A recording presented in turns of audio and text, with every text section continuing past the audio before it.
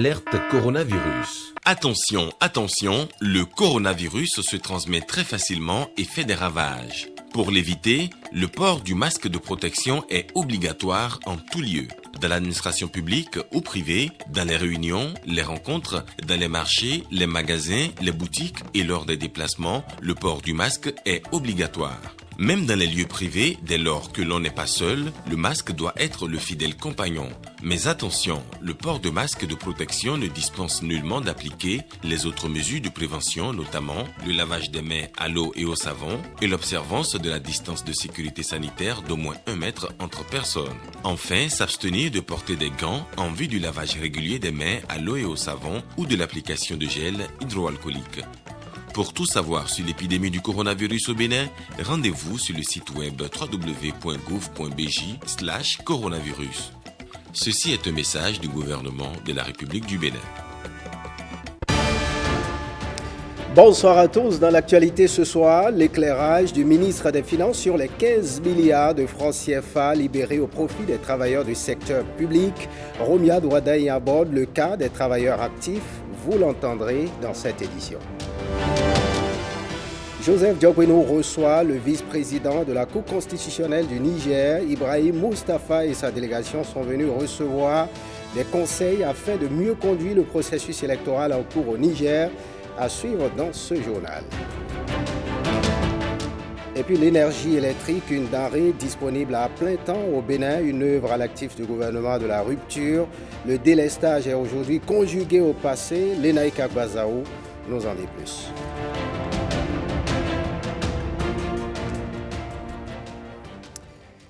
Bienvenue si vous nous rejoignez dans cette édition spéciale. 15 milliards de francs CFA immédiatement libérés au profit des travailleurs du secteur public, mais aussi plusieurs dizaines de milliards précédemment débloqués ou en passe de l'être. La dette de l'État vis-à-vis de ses agents actuels et retraités était au cœur des échanges entre le président Patrice Talon et les centrales syndicales le vendredi 16 octobre dernier, des chiffres qui mériteraient quelques éclaircissements que le ministre des Finances, Romia Douadaï, en donne au micro de James William Gwagidi et Vaïs Zomaou. Dans cette première interview, il aborde le cas des travailleurs actifs. Regardez. Si l'apurement dès la fin de ce mois d'octobre 2020 d'une dette de 15 milliards de francs CFA à l'égard des travailleurs a été l'annonce la plus retentissante des échanges entre le chef de l'État et les centrales syndicales ce 16 octobre au Palais de la Marina, les discussions portaient en fait sur un passif bien plus lourd de 173 milliards de francs CFA. Principale composante de cette dette, 93,8 milliards au titre des rappels sur salaire. Ce montant de 93,8 milliards correspond en fait au non-paiement de l'effet des glissements catégoriels. Alors un glissement catégoriel, c'est, vous savez, un travailleur commence et son salaire évolue dans le temps. Donc quand son salaire évolue, il évolue du fait des glissements catégoriels qui peuvent provenir de deux choses. La première, c'est l'avancement, les échelons qu'on acquiert tous les 2 ans, mais également progression des salaires liés aux promotions. Je rappelle qu'au titre donc, des rappels sur salaire, jusqu'à notre arrivée, le fait qu'il fallait pour le travailleur donc, de se déplacer à la fonction publique, de faire plusieurs formalités administratives, que des comités se réunissent et que des actes complexes soient posés pour que les augmentations de salaire soient actées, tout ce dispositif administratif lourd et long justifiait en partie ces dettes qui ont été accumulées depuis des dizaines d'années. Alors les instructions que le chef de l'État a données dès notre arrivée, c'est de réfléchir et mettre en place un mécanisme pour que ces dettes ne s'accumulent pas. Et donc depuis notre arrivée, nous avons mis donc maintenant en place un dispositif où les échelons donc, qui sont acquis aux travailleurs sont constatés de façon mécanique et automatique dans le système de gestion de la paye, donc sans forcément attendre que les actes soient pris. Si depuis 2016, les avancements salariaux ne s'accumulent plus sous forme de dettes pour l'État, les procédures antérieures ont fait apparaître de nouvelles redevances. On a des anciens actes qui étaient en cours de traitement qui sont venus donc en fin de processus. Nous avons d'une part les dettes qui étaient constatées, auditées et revues au 6 avril 2016, qui étaient de 93,8 milliards. Mais au-delà de ça, il y a des droits acquis pour les travailleurs, pour lesquels les processus administratifs, qui sont généralement très longs, se sont poursuivis et se sont finalisés après avril 2016 et qui ont généré des droits complémentaires à payer. Donc ces droits-là, quand bien même ils ont été calculés, comptabilisés en dette due aux travailleurs après avril 2016, concernent pour l'essentiel des droits acquis sur des périodes antérieures. 1 milliard de francs CFA est également consacré chaque mois à l'allègement global de la dette, impactant de manière indiscriminée les travailleurs. Le chef de l'État a pris la décision et nous a instruit de trouver par tous les moyens les ressources nécessaires pour mettre à zéro l'ensemble de ces dettes qui sont nées vis-à-vis des travailleurs après avril 2016. L'idée étant de dire qu'à ce jour, à la fin du mois d'octobre, le chef de l'État a été clair qu'il ne souhaite pas qu'il y ait une seule dette vis-à-vis des travailleurs. Et donc c'est en exécution de ces instructions-là que le point a été également fait pour l'ensemble de ces rappels de salaire qui sont en attente et qui sont venus se rajouter aux 93,8 milliards et qui s'élèvent donc pour le complément, donc les dettes qui ont été finalisées depuis 2016 et qui concernent pour l'essentiel des droits acquis sur des périodes avant 2016. Donc pour ce montant-là, nous parlons de 15,6 milliards à peu près. Les services du ministère de l'économie et des finances sont à pied d'œuvre pour s'assurer que la paye du mois d'octobre qui a été préparée, on a la possibilité de rattraper quasiment toutes les payes et de rajouter ces rappels sur les fiches de paye pour que dès la semaine prochaine, que chacun constate sur ses fiches de paye le paiement de ces rappels de salaire. Mais la dette de l'État vis-à-vis de ses salariés ne concerne pas que les rappels. Plusieurs droits acquis suite à des revendications syndicales jamais liquidées ont commencé à l'être en 2016. La pratique par le passé, en cas de mouvement de grève, c'était d'arriver à la négociation, à l'obtention d'un arrêté ou d'un décret qui créait des droits pour satisfaire aux revendications des syndicats. Mais de l'autre côté, l'État n'ayant pas les moyens de liquider ces droits, les travailleurs retournaient au travail, gardaient ce décret ou cet arrêté en main et attendaient une autre occasion pour revenir exiger leurs droits légitimement acquis. Plusieurs catégories comme ça d'avantages et droits acquis aux travailleurs ont été liquidés dans le temps. Je donnerai rapidement 2 exemples. Je pense notamment à la prime exceptionnelle qui a été donnée en 2011 par décret aux travailleurs du secteur de la santé. La prime exceptionnelle également, la prime de risque, toujours pour le domaine de la santé, pour 1,4 milliard aussi, qui était là depuis plusieurs années, qui a été également liquidée. Nous avons fait des efforts constamment, mois après mois, pour baisser le stock de dettes. Et donc, sur la période donc, de avril 2016 à ce jour, nous avons pu liquider déjà 53 milliards sur les 93,8 milliards de dettes dans les comptes au 6 avril 2016. Pour en arriver à ces succès, la pratique gouvernementale depuis 2016 repose sur 2 piliers fondamentaux. 2 principes simples. Le premier, c'est que l'État, pour exiger du travailleur d'être performant, il faut que l'État honore ses engagements. L'État paye ses dettes. L'État étant une continuité, et nous avons fait le point, recensé et on fait des efforts tous les mois pour liquider progressivement ces dettes. Le deuxième principe, c'est qu'il n'est pas nécessaire de rentrer dans des bras de fer pour aboutir en fait à la satisfaction des revendications des travailleurs. Et c'est ça que le chef de l'État vient de démontrer. Quand on a une gouvernance transparente, quand on expose ce qu'on a comme ressources et à quoi on utilise les ressources de l'État, qui sont nos biens communs, quand on entretient un dialogue constructif avec les centrales syndicales, on arrive à ce que j'appelais quasiment un miracle. Sur les 173 milliards de francs CFA de dette, plus de la moitié, soit 87 milliards de francs CFA, ont déjà été purgés par le gouvernement. Un apurement qui ne laisse pas en rade les pensionnés de l'État, que sont les retraités. Justement, dans l'interview qu'il nous a accordée, le ministre des Finances, Romy Alouada, y revient également sur le cas des retraités de la fonction publique, non oubliés des échanges entre le président Patrice Talon et les centrales syndicales. Ils font depuis quelque temps maintenant l'objet de traitements de plus en plus favorables et d'autres mesures sont annoncées les concernant. Le ministre des Finances est au micro de James William Guagidi et Varizomao. S'agissant des pensionnés, la réflexion a été globale. Nous avons commencé à faire le point des dettes dues aux pensionnés, donc au 6 avril, et ce montant s'élève à 48,9 milliards. Nous avons ensuite remis en cause tout le processus long difficile pour un travailleur pour pouvoir bénéficier de ces pensions. Et divers niveaux de réformes ont été également accomplis qui visent à ne plus accumuler de dettes vis-à-vis des pensionnés, mais qui visent également à leur faciliter la vie. Donc si je commence d'abord par tout ce qui est réforme, vous avez vu la dernière en date, c'est celle qui a été prise il y a quelques semaines par le Conseil des ministres, le gouvernement, et qui vise à ce que le pensionné, le fonctionnaire qui va à la retraite, n'aura pas de rupture de revenus. Mais avant ça, il y a eu plusieurs mesures qui ont été prises, notamment la décentralisation des différentes structures au niveau, que ce soit fonction publique ou finance, qui permettait aux pensionnés de ne plus devoir, quand on habite Parakou, de ne plus devoir venir à Cotonou pour traiter ces difficultés ou procéder à des changements dans son dossier. La dématérialisation et la déconcentration de nos services dans l'ensemble des 12 départements était déjà une forme de progrès. Maintenant, au-delà des réformes, le montant total dû au 6 avril 2016 s'est élevé à 48,9 milliards, dû à deux choses. La première, c'est le décret donc, de 2011 qui revalorisait les pensions à 25%.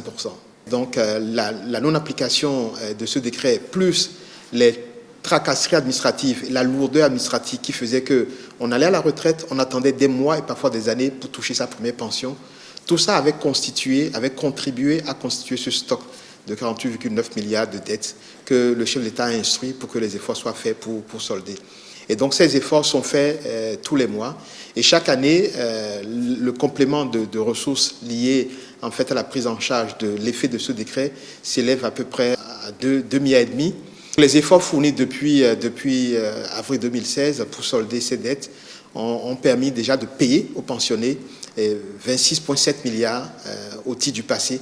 Donc il reste un reliquat d'un peu plus de 22 milliards pour lesquels, de la même manière que les travailleurs actifs, nous faisons les efforts tous les mois pour progressivement apurer ces dettes. Il n'y aurait pas eu la Covid, je peux vous dire que le chef de l'État, en 2016, quand on lui a présenté les points, sa réflexion est de dire comment faisons-nous pour qu'en avril 2021, on ait liquidé toutes ces dettes vis-à-vis des travailleurs. La réflexion du chef de l'État, c'était de dire mais comment fait-on pour qu'en 5 ans, nous n'accumulons aucune dette, et c'est ce que nous faisons maintenant. Donc à la fin du mois d'octobre, après ce paiement, on n'aura pas de dette vis-à-vis des travailleurs. 2, comment fait-on pour vider totalement ces 173 milliards de dettes vis-à-vis des travailleurs que nous avons hérités? Je pense que si la conjoncture n'avait pas commencé à se dégrader dès l'année passée avec la fermeture des frontières avec le Nigeria et ensuite avec la Covid, vu les efforts que nous faisons dans un contexte difficile, je suis persuadé que beaucoup plus d'efforts auraient été faits et le chef de l'État aurait tenu son pari. Et là, ce qui est en train d'être fait, il faut reconnaître que ça relève du quasi-miracle, qu'en période aussi difficile, le chef de l'État tient à respecter ses engagements vis-à-vis des travailleurs, qui dit, dans la collaboration, dans le dialogue et avec une gouvernance transparente, on peut toujours régler tous les problèmes. Autre actualité dans cette édition spéciale, le président de la Cour constitutionnelle, Joseph Diogbenou, a reçu dans la matinée de ce lundi le vice-président de la Cour constitutionnelle du Niger, Ibrahim Moustapha. Il était accompagné de Maître Issoufou Abdou, greffier en chef de la Cour constitutionnelle du Niger, et du député Ila Ahmed. La délégation est venue recevoir des conseils afin de mieux conduire le processus électoral en cours au Niger. Suivons Ibrahim Moustapha au micro de Lenaï Kawazao. Nous avons fait le déplacement dans le but, en tout cas, de rencontrer la Cour constitutionnelle du Bénin afin d'échanger sur un certain nombre de problèmes liés au processus électoral. Oui, parce que dans 2 mois, il va y avoir des élections chez nous au Niger. Donc nous avons jugé utile de venir rencontrer nos collègues du Bénin afin de bénéficier de l'expérience. Parce que le Bénin, quand même, est cité parmi les pays qui sont quand même des modèles en matière de démocratie et de la gestion du contentieux électoral. Et le président nous a fait comprendre qu'ils sont très disposés, en tout cas, à collaborer, à nous aider, à avoir tous les éléments nécessaires afin, en tout cas, qu'on puisse mener à bien notre mission. On ne quitte pas la Cour constitutionnelle. Le parti Les Démocrates, conduit par son président Eric Hundete, a été reçu au cabinet du président de la Cour constitutionnelle, Joseph Diogbenou. Le parti est allé faire part de quelques-unes de ses doléances pour la présidentielle prochaine. Suivons Eric Hundete au micro de Lenaï Kabazao. Nous avons dit au président de la Cour constitutionnelle que le parti Les Démocrates souhaite une élection inclusive dans laquelle l'ensemble des Béninois se retrouvent, ont la liberté de choisir et de donner à ce pays le président de la République qu'il désire, qu'il souhaite. Et qu'il va falloir reconsidérer les choses pour permettre à tout le monde, à tous les Béninois, de participer aux élections de 2021. Voilà les choses que nous sommes venus partager avec lui. Il a donné son opinion, évidemment, et nous l'avons remercié de nous avoir reçus. La Cour constitutionnelle a enregistré le serment de 2 députés appelés à siéger à la Commission béninoise des droits de l'homme. Il s'agit des députés Jean-Pierre Babatunde et Dominique Achawe. La cérémonie s'est déroulée à la salle des audiences de la Cour constitutionnelle, présidée par le président Joseph Diogbenou. Regardez. Je le jure. Je le jure. Vous incarnez donc le regard du peuple au sein de cette commission. Et non pas seulement en votre qualité de citoyen, donc en votre qualité de député à l'Assemblée nationale. Et c'est pour cela que, au nom de mes collègues, je vous félicite. Deuxièmement, je vous encourage, parce que la tâche n'est pas facile. Les défis sont importants. Ainsi qu'il m'arrive de le dire, la Commission béninoise des droits de l'homme assure la veille de la protection des droits humains par l'État, par les institutions publiques, par les agents publics, parce que les droits de la personne sont une créance fondamentale que les citoyens tiennent sur l'État, sur les institutions publiques, sur les pouvoirs publics, en vue de leur protection tout aussi fondamentale. Mais voici que vous allez contribuer à assurer cette protection alors que vous êtes l'émanation aussi d'une institution. Alors que la Commission béninoise des droits de l'homme est également une institution.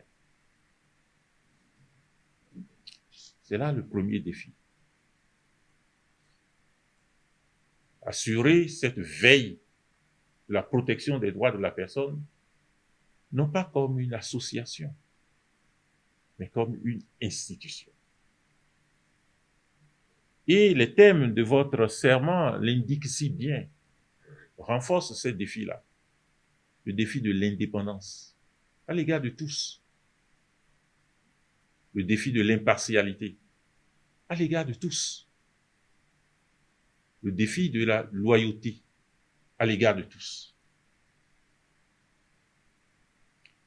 Et donc, il n'y a pas lieu, après les félicitations, de s'enthousiasmer. Il faut mesurer l'ampleur de la tâche. Et je crois que les personnalités que vous rejoignez en savent déjà suffisamment pour considérer que la protection ou la veille que vous êtes appelés à assurer et à assumer l'est dans le sens de la protection de chacun de nos concitoyens. Autre information, le mouvement Capacité Claudine Talon 21 vient d'installer sa coordination du COUFO. C'est au détour d'une cérémonie qui a mobilisé à Diakotomé les militants. Pour la circonstance, les grandes réalisations du gouvernement ont fait l'objet d'échanges. Jean-Claude James et Jules Akoikou. Digne représentant du mouvement Capacité Claudine Talon ou CCT 21 dans le COUFO. Leur installation s'est déroulée en présence de témoins, les filles et fils du Koufo, avec qui ils sont revenus sur les nombreuses réalisations du gouvernement Talon. La construction d'un hôpital de référence à caractère international à Abomey-Calavi, dont les travaux en cours font la fierté de tous les Béninois. Le projet asphaltage dans toutes les villes. Le bitumage de la route de Lokossa devait à Plaoué. Le bitumage de la voie historique Tofo Lalo à Gbanizoum, dont les travaux en cours font la liesse de toutes les populations du département. La dotation de certaines écoles du Koufo en cantine scolaire. La promotion de plusieurs jeunes cadres du Koufo. L'assainissement des finances publiques. Ils démarrent officiellement leur mission avec la bénédiction des membres du Bureau national. Une mission d'ambassadeur à accomplir en cultivant certaines valeurs. Soyez-en rassurés, le Bureau national, par ma voix, accepte avec fierté votre adhésion au mouvement Capacité Claudine Talon 21. Cependant, les militants du mouvement Capacité Claudine Talon 21 doivent avoir des valeurs intrinsèques que je voudrais résumer en loyauté, travail et éthique. Capacité Claudine Talon 21 soutient les actions du gouvernement parce que le résultat du travail abattu par le chef de l'État est réel et visible. C'est pourquoi la mission principale que le mouvement Capacité Claudine Talon 21 veut vous confier est d'être un ambassadeur du PAG dans le Koufo. À ce titre, là où il y a d'incompréhension, apportez un éclairage. Là où il y a la désinformation, rétablissez la vérité avec sagesse. Là où il y a des doutes, rassurez nos compatriotes que les éventuelles failles seront corrigées très prochainement pour le bonheur de tous. Alors, prenez d'assaut le département du Koufo et ratissez l'âge pour le compte du mouvement Capacité Claudine Talon 21 dans la vérité et dans l'humilité. Capacité Claudine Talon 21 du Koufo est la première coordination départementale après la mise en place du Bureau national. Un bureau qui travaille déjà à l'installation de la coordination des femmes du littoral et qui donne rendez-vous aux militants des autres départements pour très bientôt. On prend la direction du Septentrion. La commune de Parakou ouvre le bal de la tournée septentrionale du coordonnateur de suivi des activités du COSLEPI à 5 jours de la fin de la consultation de la liste électorale dans les centres de vote. Augustin Tagboué-Bian était vendredi dernier dans le Borgou pour s'imprégner de l'état d'avancement de l'opération d'actualisation de la liste électorale informatisée. Patrick Ayadji et Olvega Mensan pour le compte-rendu. Il est un coordonnateur de suivi des activités du COSLEPI visiblement satisfait du constat sur le terrain. De l'EPP, Madina à Goromoso en passant par Ganou, le travail abattu par les chefs quartiers de ces 3 centres de vote sidère Augustin Tagboué-Bian. Je viens d'occuper ces responsabilités, c'est la 3e fois. Et ce que je viens de constater par rapport à ce dernier recensement, c'est un travail vraiment très bien structuré où toutes les étapes sont respectées. Et je tiens au passage à féliciter le président Bangana du COSLEPI et son équipe. Je voudrais, pour terminer, remercier le préfet et remercier les délégués, les élus, et pour l'accueil qu'ils ont bien voulu nous réserver. Parce que je trouve une population vraiment en liesse. Et le délégué l'a rappelé. Il a fait tout ce qu'il fallait et il a dit tout ce qu'il fallait dire pour que nos populations puissent revenir très rapidement à ce recensement-là. Les jours sont comptés. Néanmoins, quelques fausses notes sont notées par endroits, la faute aux aléas climatiques. Puisque nous sommes en période de pluie, nous avons constaté par endroits que du fait des intempéries, ces listes-là ont été détruites. il y en a qui ont été emportés par le vent. Le relais du COSLEPI sur le terrain, ce sont les chefs quartiers et villages, tous mobilisés pour satisfaire les populations. Nous avons encore une autre exemplaire qui est à nos niveaux, une seconde liste, où les populations peuvent venir sur place vérifier pour des éventuelles réclamations et leurs préoccupations seront prises en compte. Donc il ne reste plus que 5 jours. N'attendez pas le dernier moment, donc nous demandons à la population de vite se rapprocher de tous les chefs quartiers pour pouvoir prendre leurs préoccupations. La phase de l'actualisation de la liste électorale est donc à son point culminant à 6 mois de la présidentielle au Bénin. Et on marque un arrêt. Dans les collines, les jeunes et les chasseurs de Savè ont désormais le regard tourné vers la consolidation d'un environnement de paix pour un développement harmonieux de leur localité sous l'égide de l'acteur politique Paulin Akpona. Ils se sont mobilisés pour témoigner leur admiration et soutien au président Patrice Talon, Jérôme Ongbo et Augustin Godou.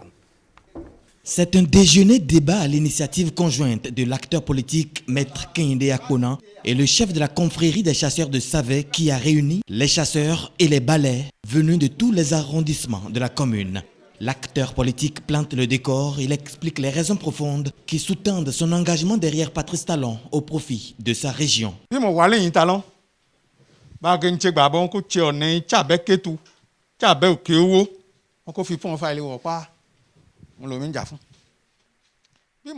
Si je soutiens le chef de l'État, c'est pour que la voie Savè, Kétou, Okeo, avec un pont sur le fleuve Opara, soit une réalité. C'est pour que les travaux de l'hôpital de zone de Savè soient achevés. C'est pour que l'université dont les activités ont été arrêtées pour des raisons objectives revienne. C'est pour que Savè ait des enseignants de qualité, pour l'encadrement de nos enfants en vue d'une relève de qualité, pour que les cadres tchabais soient aussi promus à de hautes fonctions. Maître Kehinde Akpona invite ses frères à se donner la main pour maintenir allumée la flamme du développement de Savè. La confrérie s'engage à coopérer. Les éléments sont tellement heureux par rapport à nos échanges avec M. Paulin Kehinde Akpona. Aucun chasseur ne se bat avec le gouvernement. Aucun chasseur. Nous, on est là pour la paix et pour la sécurité, mettre de l'ordre dans notre commune. Rien que ça. Donc, le problème que nous avons déjà confié ça à M. Paulin Kehinde Akpona, de rendre compte au président de la République. Nous avons demandé beaucoup de choses au pays de la République, le président Patrice Talon.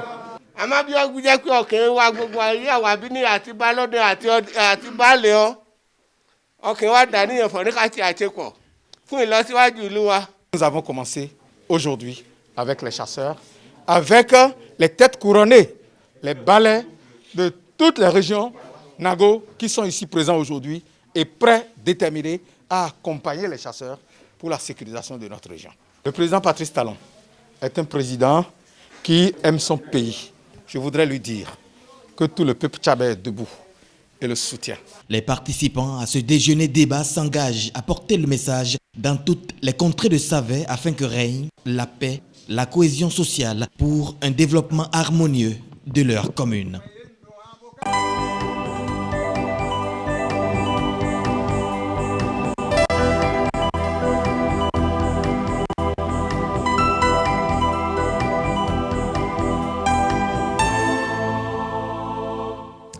Et on passe maintenant à notre série de reportages sur les réalisations à l'actif du programme d'action du gouvernement qui s'intéresse aujourd'hui à l'énergie électrique qui était une denrée tantôt disponible, tantôt rare, et ce depuis des décennies avant que l'actuel exécutif ne s'installe. Grâce à ces efforts, le délestage est aujourd'hui conjugué au passé. Disponibilité de l'énergie électrique, la fin d'un calvaire, c'est un sujet signé Lenaï Kagwazaou. Jouir de l'énergie électrique en continu et sans dysfonctionnement était un souci majeur pour les populations béninoises. Jusqu'à l'arrivée au pouvoir de Patrice Talon, le délestage a régné, créant d'énormes déconvenues et dégâts dans les ménages, ateliers et entreprises. Un calvaire pour les citoyens qui ne savaient pas à quel saint se vouer. Avant, le courant n'était pas constant. On avait du mal à travailler. De toute façon, les clients n'aiment pas rester dans la chaleur. Donc, le courant s'en va. on a du mal à s'en sortir. Les clients ne sont pas à l'aise. Utilisant le courant comme outil de travail, ça nous pénalise dans tout ce que nous faisons. Vous savez que quand il n'y a pas le courant, toutes les activités, notamment les bars ont de problèmes parce que les boissons ne sont pas glacées. Les aliments que nous avons dans nos congélateurs, si vous n'avez pas un groupe de relais, les choses ne se congèlent pas bien et ça se détériore et les clients se plaignent. Et quand vous donnez une boisson aux clients, la boisson n'est pas bien glacée, ils ne sont pas contents. À la maison, c'est souvent la nuit que c'est déplorable. La nuit, c'est parti pour une nuit blanche parce que on le coupe souvent vers les 23h et c'est parti pour le petit matin. Donc on passe carrément une nuit blanche avec la chaleur et tout. Au boulot, au service, ça a été très, très gênant. On a connu beaucoup de dégâts avec nos appareils. Surtout vers la fin du mandat du régime défunt, c'est des fois une semaine de coupure d'électricité. On n'a pas de courant. Avec l'avènement au pouvoir du gouvernement du nouveau départ, de nombreux efforts sont consentis pour endiguer le phénomène. Le 29 août 2019, la centrale thermique de Maria Agleta 2 est mise en service avec une capacité de 127 MW. Un projet phare de l'exécutif concrétisé et une vraie prouesse réalisée, sans oublier les nombreuses actions d'extension du réseau électrique. Vraiment, même si on ne dit rien, on est content. Et on dit un grand merci au président de la République, qui est un homme de vision, qui est un homme qui n'est pas démagogue. Quand il dit, il fait. Il a exécuté son programme sans tapage, il ne parle même pas. Et c'est ça un chef. Et c'est un chef de l'État qui prépare le développement du Bénin pour demain. Parce que le développement passe par l'eau et l'électricité. Et ce pari, je pense que c'est gagné à 80%. Les fonds disent à votre directeur était bas. Le délettage, disons pratiquement que ça a disparu. Nous sommes largement satisfaits de l'électricité, de la distribution de l'électricité aujourd'hui. Nous avons l'électricité en plein temps. Il faut féliciter le président Patrice Talon et son gouvernement. Il faut le féliciter. Le courant qui est constant maintenant, ça nous permet de travailler plus allègrement et ça nous permet de satisfaire nos clientèles. Je dirais un grand merci au président Talon parce qu'on a vu un énorme changement dans le Bénin. Ce n'est pas seulement dans le cadre de la SBE, mais partout où on va, on constate quand même qu'il y a un énorme changement. Alors, s'il y a un président comme ça pour nous, on ne peut que lui dire merci. On lui demande beaucoup de courage afin que les travaux qu'il a enclenchés, il puisse les finir. Ça a permis aux entreprises de véritablement faire de bons rendements. Et dans les domiciles, cela a permis par exemple avec les étudiants d'étudier convenablement, d'avoir l'énergie, parce que sans l'énergie aujourd'hui, on ne peut pas étudier. Oui, nous ne pouvons que remercier le gouvernement qui a fait de son mieux pour que l'énergie soit une réalité. C'est que nous puissions, pour que nous puissions en jouir comme cela se doit. Nous disons merci au gouvernement qui a fait tous les efforts nécessaires pour que nous, les populations, nous puissions bénéficier de l'énergie électrique aujourd'hui telle qu'on le souhaitait. Une nette amélioration quand même, hein, une nette amélioration. Mais je crois que le chef de l'État, vraiment, j'apprécie beaucoup ses actions. Je le remercie au passage pour tout ce qu'il entreprend pour le Bénin. Je crois qu'on a besoin de quelqu'un comme lui. Il a beaucoup changé les choses, positivement, bien sûr. Et je l'encourage à aller plus de l'avant et à vraiment donner plus que ça. Un sourire de satisfaction qui se lit désormais sur tous les visages. Avec Patrice Talon, le Bénin fait une inexorable marche vers l'autonomie énergétique. Et ce sont les populations qui sont soulagées.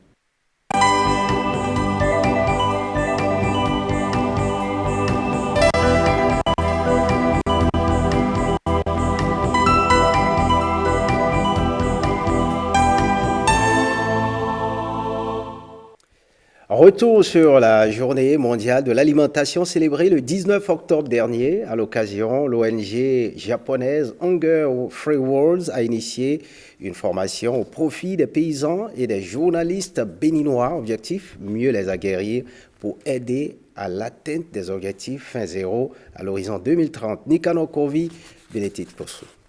Les voici, ces nouveaux soldats de l'alimentation armés pour lutter contre la faim, au Bénin en l'occurrence. Pour la journée mondiale de l'alimentation, Hunger Free World Bénin est allé au-delà des discours officiels. Outiller les paysans, ces héros de l'alimentation et les journalistes sur le thème de cette édition de la JMA, cultiver, nourrir, préserver, ensemble. Hunger Free World et le gouvernement japonais, comptant donc sur la collaboration et les structures intervenant dans le système alimentaire, réitèrent ici leur engagement aux côtés du gouvernement béninois pour la réalisation du droit à l'alimentation saine et diversifiée pour tous au Bénin et à l'horizon 2030. Et la présente formation des journalistes et des acteurs du secteur agricole de ce jour est une preuve car elle vise à outiller davantage les journalistes et les acteurs du système alimentaire à impulser des actions concrètes sur la base des connaissances acquises à cet atelier. Environ 690 millions de personnes souffriraient de la faim dans le monde cette année, soit 10 millions de plus qu'en 2019. Des statistiques susceptibles d'être revues à la hausse en raison de la pandémie de coronavirus, selon l'Organisation des Nations Unies pour l'alimentation et l'agriculture. Et pour les acteurs de la chaîne de l'alimentation, il faudrait s'y mettre à plusieurs pour l'atteinte de l'objectif fin zéro à l'horizon 2030. L'initiative de Hunger Free World de réunir autour d'elle l'ensemble des acteurs, notamment ceux qui communiquent et qui permettent au monde d'avoir la bonne information pour pouvoir agir conséquemment, est louable. Ceci est d'autant plus louable que la majorité d'entre nous se nourrit mal, mais l'ignore. Cultiver, nourrir, préserver, ensemble. Un thème, exhortation, une prémonition aussi peut-être, à laquelle journalistes et agriculteurs attachent du prix. C'est pourquoi, à la fin de ce rendez-vous du donner du recevoir, c'est un plaidoyer que ces nouveaux soldats de la faim adressent à qui de droit. Pour une bonne production saine et durable, préservons nos terres. À ce niveau, nous exhortons tout simplement les gens à faire usage quand même des produits naturels, tels que les fientes et consorts, pour rendre les productions plus ou moins rentables. Dans le monde, la faim court toujours, mais contre elle, une nouvelle graine a été semée dans le cœur des journalistes et agriculteurs, désormais ambassadeurs du droit à l'alimentation. On parle des conditions de la femme rurale. Les femmes rurales sont célébrées dans le Koufo. Les manifestations officielles ont eu lieu à Grand Popo, une occasion de relancer le débat sur les conditions d'accès des femmes aux infrastructures et services publics. Jean-Claude James. Derrière ces produits agricoles qui attirent tout visiteur, se trouve l'un des maillons importants du développement. La femme, mais surtout la femme rurale qui est au devant de la scène à travers cette journée internationale de la femme rurale. Les Nations Unies reconnaissent ainsi en ces femmes vivant dans les zones rurales des travailleuses qui s'investissent dans l'agriculture et la transformation des ressources naturelles pour nourrir leur progéniture. Ce sont donc de véritables actrices du développement, incontournables dans la lutte contre la faim et la pauvreté. Le thème choisi pour cette année, infrastructures durables, accès aux services publics et protection sociale au service de l'égalité des sexes et de l'autonomisation des femmes et des filles des régions rurales. Le gouvernement de son Excellence, le président Patrice Talon, s'active sur chacun de ces aspects et met un point d'honneur au respect des droits des femmes. La mise en œuvre du projet Arche, dont la phase pilote est actuellement en cours, répond parfaitement aux besoins de nos sœurs des régions rurales. L'occasion était propice pour rappeler d'autres actions du gouvernement au profit des femmes, comme le projet de mécanisation agricole.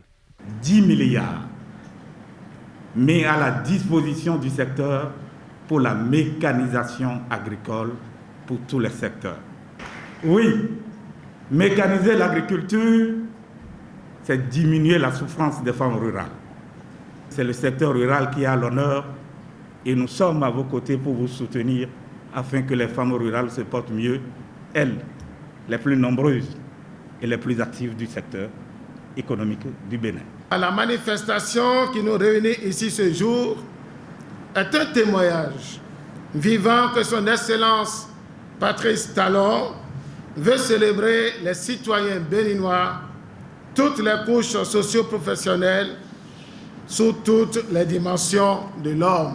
Grâce à cette journée, le Bénin célèbre la grande majorité des femmes, car selon les chiffres officiels, 70% des femmes vivent en milieu rural et participent pour plus de 60% à la main-d'œuvre agricole. Retour dans le septentrion où les femmes du Nord Bénin sont aussi honorées à l'occasion de la Journée mondiale de la femme rurale, une occasion pour encourager ces femmes qui se battent au quotidien pour leur épanouissement et par ricochet pour le développement du Bénin. Suivez. Conférences, débats, mais aussi une mini-foire sur leur travail de tous les jours. La femme rurale est ainsi célébrée à Parakou par l'Agence territoriale de développement agricole ATDA Pôle 4. C'est pour valoriser la femme, surtout la femme rurale, puisque, comme vous le savez bien, elle contribue énormément aux économies locales. Dans nos localités, les femmes sont au niveau de toutes les chaînes de valeur ajoutée. L'ATDA bénéficie à l'occasion du soutien de son partenaire TechnoServe à travers son projet Bénin Cajou. La femme rurale peut compter sur ce partenaire pour son plein épanouissement. Les braves femmes rurales sont effectivement à l'honneur aujourd'hui. Nous les félicitons et nous les exhortons à mettre leur résilience au service de nos communautés, surtout en cette période de pandémie. Et nous voulons les rassurer du soutien de TechnoServe pour une plus grande intégration du genre dans les chaînes de valeur de la filière ANACAD. La foire qui marque cette célébration à Parakou dure 2 jours. On y trouve différents produits de transformation agricole, fruits des efforts des femmes. On marque un arrêt dans l'OME où la coopération suisse a poursuivi sa tournée de présentation de la phase 2 de son programme Redevabilité en cette fin de semaine à Porto Novo où les animateurs du dit programme étaient face aux acteurs concernés des départements de l'OME et du plateau, Brissombo et Guillaume Avienne. Élus locaux des départements de l'Ouémé et du Plateau, représentants des organisations de la société civile, mais aussi responsables d'organes de presse et représentants des pouvoirs publics, invités pour le renforcement du dialogue entre les citoyens et leurs autorités. Un dialogue dans le but de lutter contre la corruption, de combattre l'impunité et d'améliorer in fine les services de base aux populations. La rencontre est organisée par la coopération suisse en tournée dans cette région du pays pour informer sur la phase 2 du programme Redevabilité. Le programme est aligné sur les priorités stratégiques nationales de gouvernance.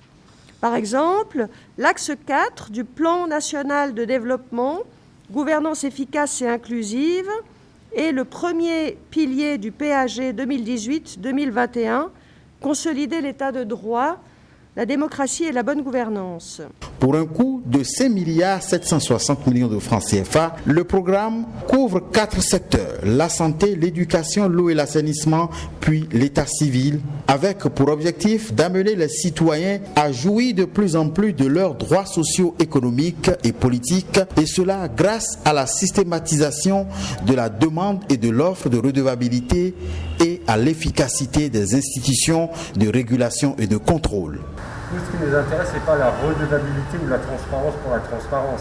Ce qui nous intéresse, c'est la transparence et la participation pour qu'il y ait une meilleure qualité des services publics essentiels. Pour les organisateurs des présents échanges, le programme Redevabilité, un programme moderne dans sa forme et dans ses aspirations, exprime la qualité des relations de coopération entre la Suisse et le Bénin. Voyons à présent ce soutien aux écoliers béninois, des milliers de kits scolaires aux apprenants vulnérables du Bénin, la concrétisation d'un objectif du projet Sweat Bénin qui vise le maintien des filles à l'école. Le point avec William Aguiar et Bruno Rotepo. La face que vous voyez. Une démonstration grandeur nature de l'utilisation de ces sacs solaires, un dispositif entièrement conçu au Bénin. Des sacs accompagnés d'un ensemble de fournitures scolaires aux apprenantes des cours moyens de l'enseignement primaire et de tout le second cycle par le projet d'autonomisation des femmes et du dividende démographique au Sahel Sweat Bénin. Un projet régional initié par la Banque mondiale et le Fonds des Nations unies pour la population. Le projet d'autonomisation des femmes et du dividende démographique au Sahel a pour objectif de développement accroître l'autonomisation des femmes et des adolescentes et leur accès à des services de santé reproductive infantile, maternelle de qualité et à améliorer la production et le partage des connaissances au niveau régional, ainsi que la capacité et la coordination régionale. Les interventions du projet visent à accélérer la réalisation des droits et du plein potentiel de 3 302 jeunes des deux cesses du Bénin pour enclencher le bénéfice du dividende démographique en soutien à l'objectif de croissance économique inclusive du programme d'action du gouvernement 2016-2021 et aux 49 cibles prioritaires des objectifs de développement durable. Les interventions du projet sont articulées autour de 3 composantes, dont celle du maintien des filles à l'école. La remise de ces kits scolaires vient concrétiser cet objectif qui est également celui du gouvernement béninois qui entend augmenter sensiblement le taux de scolarisation des filles issues des familles vulnérables. La présente activité de remise de kits scolaires trouve en effet son ancrage dans le programme d'action du gouvernement 2016-2021, plus précisément en son axe stratégique 6 relatif au renforcement des services sociaux de base et à la protection sociale. Cette activité de remise de kits scolaires au profit des filles vulnérables est une opportunité pour vous, les enfants.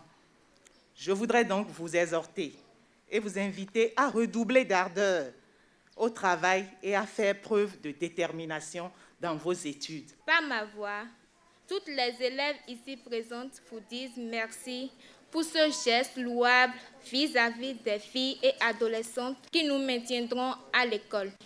Une fois encore, merci. Sur l'ensemble du territoire national, 23 000 écoliers et élèves sont sélectionnés suivant des critères de vulnérabilité bien définis pour bénéficier de cette composante du projet Sweat Bénin. Alerte coronavirus. Attention, attention, le coronavirus se transmet très facilement et fait des ravages. Pour l'éviter, le port du masque de protection est obligatoire en tout lieu. Dans l'administration publique ou privée, dans les réunions, les rencontres, dans les marchés, les magasins, les boutiques et lors des déplacements, le port du masque est obligatoire. Même dans les lieux privés, dès lors que l'on n'est pas seul, le masque doit être le fidèle compagnon. Mais attention, le port de masque de protection ne dispense nullement d'appliquer les autres mesures de prévention, notamment le lavage des mains à l'eau et au savon et l'observance de la distance de sécurité sanitaire d'au moins 1 mètre entre personnes. Enfin, s'abstenir de porter des gants en vue du lavage régulier des mains à l'eau et au savon ou de l'application de gel hydroalcoolique. Pour tout savoir sur l'épidémie du coronavirus au Bénin, rendez-vous sur le site web www.gouv.bj/coronavirus. Ceci est un message du gouvernement de la République du Bénin.